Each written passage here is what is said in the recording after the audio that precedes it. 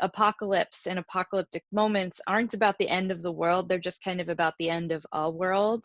And the purpose historically of apocalypse, what that it means is it's actually a time of revealing. So like the book of Revelations is called that because it's revealing something, where the apocalypse is pull back the curtain on reality and they show it's what's really been going on underneath what we thought was our reality. And this is one of those times. There's no way there's not. This is something everyone acknowledges. So I say this because I think for students who are so I started college 3 weeks before 9/11.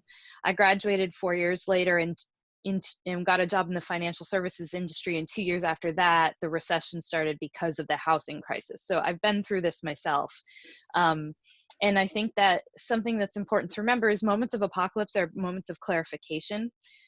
Sometimes they're like places where we can stop and say, hang on, is the trajectory I'm on actually what I think is where I'm supposed to be? Like, is the thing I've been driving at the place I actually want to be driving at?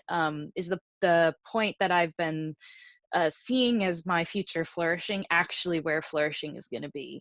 And that's sometimes the answer is yes, and that's good. And then you're frustrated because you feel called to something that doesn't really exist. So like I work in media, I have no idea what the future of media is. It's always scary. It's especially scary right now.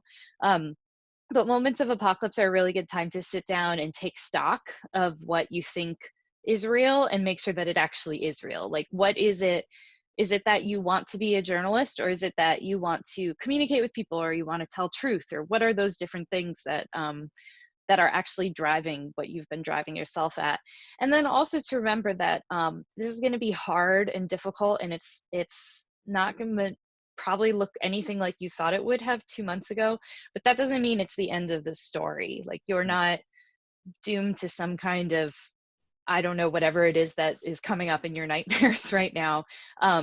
Like, this isn't a surprise, certainly to God, but also people have been figuring out how to live through crisis for all of human history. And it does feel like, certainly for millennials, like we've been through this before pretty recently, and we're going to probably go through it again. But it is a way to think about, okay, what actually are my priorities here? What do I actually think is important? What is real reality? And for people who are really thinking about creativity, justice, all those things, this is a real moment of clarification about places that our culture has been deficient in creativity, in solving problems, been deficient in justice for people who need it. So how can you be part of the solution is a really big question, I think. And maybe that's what you're going to do for a while, and then you're going to go on and do something else. But this is a real moment of, I don't want to say opportunity because that sounds like finding silver linings, but it certainly is a moment where creativity is vital. We need creative ways to solve these problems, not the old ways. They're not working, and we know that now.